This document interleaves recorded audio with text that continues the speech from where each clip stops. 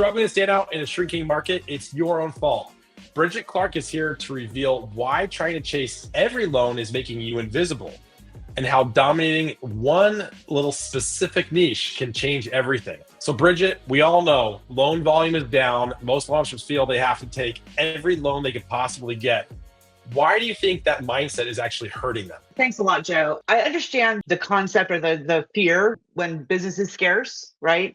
But you really have to be really an expert in one spot, because if you're trying to chase everything, it just kind of dilutes your expertise and your brand. You look like you're the master of nothing, as opposed to becoming really good in one spot. And then the other business will follow as well, because you're getting the visibility on that one niche. Yeah, I mean, so the advice is actually pretty simple, right? Just specialize in one niche. But like, why does narrowing down that focus help so much, especially in this era of like social media marketing? I think that, what happens today is that there's a lot of noise. And if everybody's talking about the same thing, which is, the market this or the rates that, or generically talking about first time home buyer challenges or things like that, as opposed to really getting really specific, you're just part of the noise. You're not providing a solution, and you're not digging in and really providing something of value to whoever's watching or listening or reading what you've got to say. That's such a cool concept, right? It's like focusing in and making things more specific actually widens the audience. So let's use like just an example here of like renovation loans. That's super popular today. People who own homes are having historically high amounts of equity because of the crazy increase in home values, especially here in our home state of California. Why do you think like becoming the go-to expert of like renovation loans would really help change the way clients and referral partners see you? I think renovation is a great example right now, right? I mean, because people are either A, staying in their home Mhm. and renovating it to be closer to what it is that they need and want. And then home prices are such that people are buying fixers and getting in, and maybe they don't have a lot of experience with a Right. fixer, right? So giving really detailed information about, in the case of renovation, how does that work? How does future value work? If it's more construction based, how do draws work? That's something that the average person and a lot of realtors, frankly, don't know a lot about. And to take that even further, it's a niche. It's a niche where a lot of mortgage professionals don't have really deep Mm. understanding. So being the one who knows and being the one who can really dig deep and talk about kind of the nuances of that sets you apart, right? So I think that it then also allows you to connect with referral sources. So not only realtors who maybe they sold the property to a buyer 5 years ago who now can't buy up because the family's growing, but they're going to have to renovate. Very often, those clients go to their realtor to find out if they can buy. The realtor figures out that they can't, and they have that referral. But you also, with contractors, with past clients, I mean, the more you do in that niche, the more your referral sources and your past clients and all of those people become your strongest advocates, because you're the expert, right? You're the only one that they've come across that has really fine-tuned expertise. Man, you took that and ran with that super fast. I'm I'm impressed. sorry. I know. No, no, no. I'm like that was awesome. Like you took that idea and you just took it over, and that's why like I know you're so valuable at APM and these the loan officers of the thousands of LOs that you have that impact on can come to you and consult with you on that. So kudos to you and kudos to APM for making you so accessible to everybody. Oh, thank you. I think it's so great. But you know what? Sometimes renovation loans are super annoying. And I think that's why a lot of people stay away from them because they can be really annoying to deal. Let's talk through a scenario here. Like you're working with a loan officer and they're trying to figure out like, all right, I don't want to do renovation loans because they're just too annoying, or I don't want to get in that market. How do you talk to an LO about finding what niche works for them? I think it's really you take the time to kind of take a beat and look around your market and look around at your clients and look around where's the problem that you can provide a solution for, right? So maybe in your market it's not renovation or you don't want to do renovation. But when you and I were doing our pre-interviews, you were talking about, there's reverse mortgage, but maybe your niche is talking to the kids of those people Yeah. who need reverse mortgages, right? which I thought was really smart. You talk about investment properties, right? Dealing with DSCR and dealing with all the kind of intricacies of that. If you're the person who really has that expertise, you've got a solution for a self-employed borrower. Now you've got a built-in referral source with CPAs who are doing a lot of taxes for those kind of clients. So I think looking at what it is that you're solving for, what are the things you get questions about? What are your neighbors saying? What are your friends saying? Is a great way to kind of find a niche. Yeah, and like, what do you like to talk about, right? I think Yeah. that's also the other side of it too. All right, so let's say I've decided on, one of these niches. What's the first step I should take as a loan officer then to help take that niche and start letting everybody know that's my specialty? I think that the first thing is you dig deep. And when I say dig deep, you get on the phone with your scenario desk or you get into guidelines and you find all the little things about that particular product and what it's solving for. And then you start creating, whether it's a blog, whether it's a social media post, whether it's a Mm, video, you start creating content answering those things that you're trying to solve for, right? And then you can kind of then in the case of renovation, you can get into the intricacies of renovation loans or how to pick a contractor or how to figure out if you're overbuilding for your area. Things like that not everybody in the world is talking about. You do a video, walking through Lowe's looking at cabinet poles and things about cabinet poles. I mean, it could be literally anything, right? But really digging deep into that niche. And that doesn't mean you don't ever talk about the market. You don't ever talk about kind of the regular, everyday loans.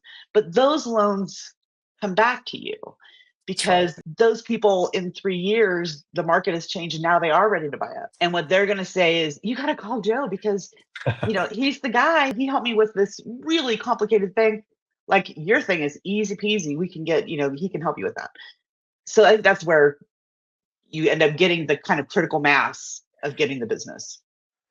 Yeah, geez, and then repeat buyers, and then also people who are like, "Oh, I had a great experience with Bridget," but it wasn't necessarily about renovation loans. But you do a good job for everybody in that niche, and then they're going to refer their family and friends for whatever type of loan it may be. So it's like when Right. you niche down and you expertly exist on those loans, you do that loan really, really well, everyone's going to have a great experience and you're going to want to do different types of loans. So you're not limiting yourself to only doing those types of loans. You're just focusing your marketing on finding those people that you can give great service to then leverage that as a jumping point. But you said something I want to really hone in on here too is about referral partners. We're talking about that with, you said the CPAs, obviously real estate agents, construction companies. I mean, that's all really cool stuff that people love to look at versus looking at mortgage content. So, talk to me a little bit about how we can partner with some of these referral partners in our marketing efforts. One thing that you didn't mention that I didn't mention is other loan officers. So if you've got a loan Jeez. officer, that you work with that you respect, that they dig deep on a completely different niche, then you've got a way to kind of work together. And it doesn't mean that you toss away the layups. It means that, if you've got somebody who's really deep into investment properties and Mm, you're really deep into renovation or doctor loans or whatever, you can have a symbiotic thing there, right? And then I think as far as getting other referral partners, right? So you're looking for whether it's realtors or contractors or doctors or whoever, you to be able to create content really talking to them, whether that's social media, whether that's an email campaign, whether that's going in and seeing somebody eyeball to eyeball and talking through. If you're prepared with the answers to their biggest questions, and let's face it, they don't want to look like idiots, so that's a pain point for them. So if yeah. you're able to kind of be the person who can kind of answer those questions and really know, and if you don't know, don't say I don't know, say I'll find out. But if you're able to dig into that for somebody who is a potential referral partner, you are relieving a pain point for them. You're helping them. You're A hundred providing percent. value. Then Yeah. they look like the hero too, right? That's the key, right? It's like when you provide value, you can make other people look like the hero. And that's where you really want to be as an originator. It's like It is. don't make it about yourself. Make it about your referral partner, and they will continue to refer you. If they feel special, by working with you, they're going to always want to work with you. I'll That's the tell you, magic. one of our core values at American Pacific Mortgage at APM is we are, as a company, 100% focused on making our loan originators, branch managers, and branches look good. We Hmm. want them to have the marketing that they need, the information that they need, the access that they need so that they look good. We want them to be out in the market looking good. And you want to do that for your referral partners, right? You want to make sure that that CPA has right at their fingertips, oh, you know what? I know somebody who can help you with that. Yeah, you're doing a great job at that because your branch managers, your loan officers all look. I mean, not everybody, but like, the people The that want to majority. do it, the majority, major majority are doing a phenomenal job at it, right? Yeah, And I see that, like, that mentality helps them see, like, you're modeling the behavior you want them to take with their referral partners, right? And that's the 100%. magic. Yeah, that's And great. then, to take that further, I think making sure that your social media, your website, your bio, your conversations that you have, your talk tracks that you have really are all aligned.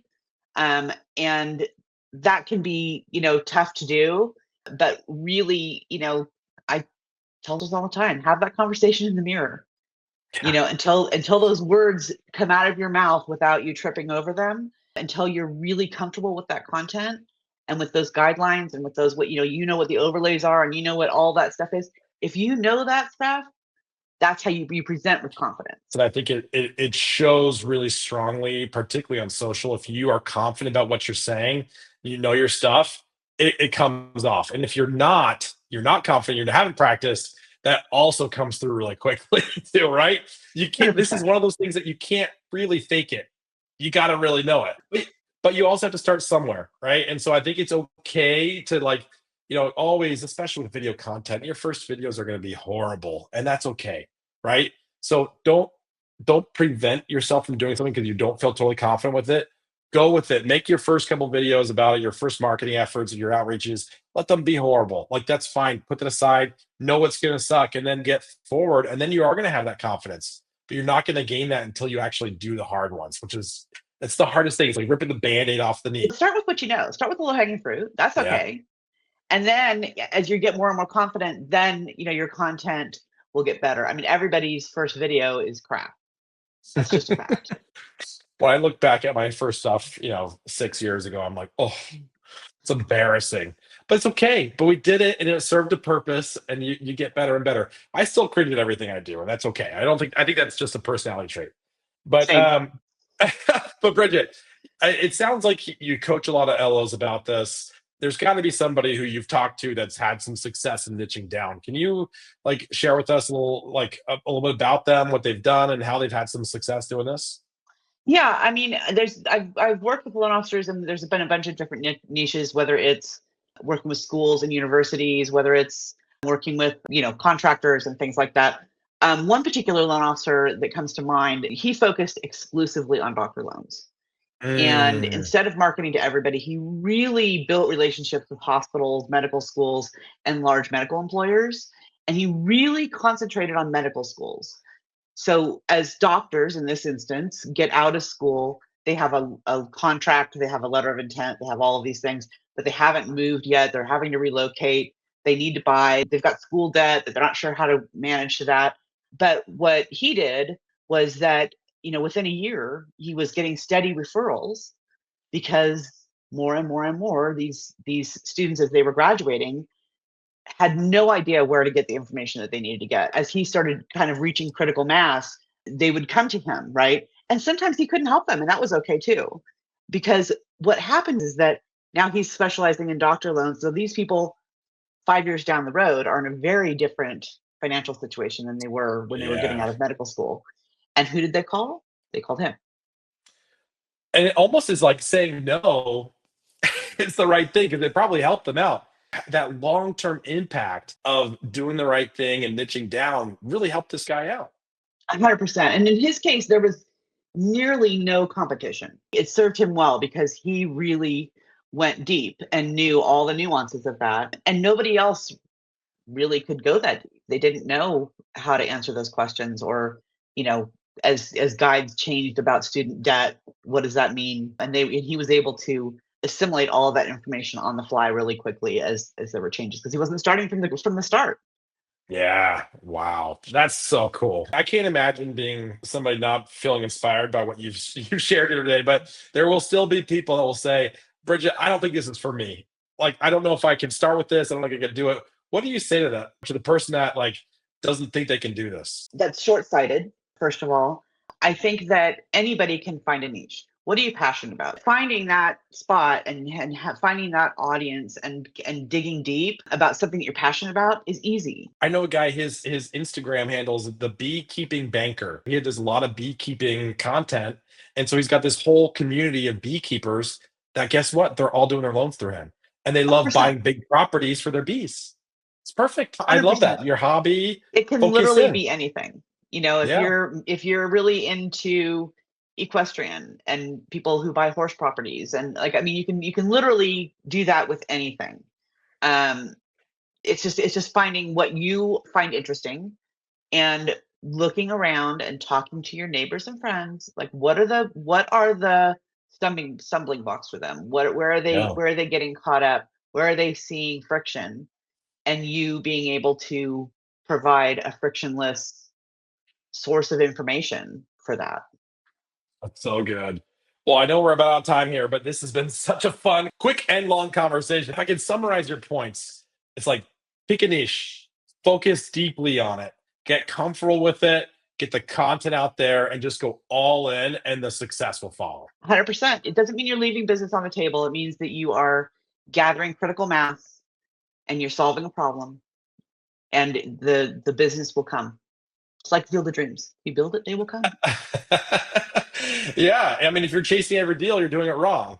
The secret's standing out to dominate one niche, and that's your the win here today. But Absolutely. gosh, Bridget, thanks for sharing your one thing today. This is super valuable. I hope everybody listening to this takes that, thinks about it, and creates some content. So thank you, Bridget. Thank you, APM, and thank you all for listening. Have a great day. Thanks for having me.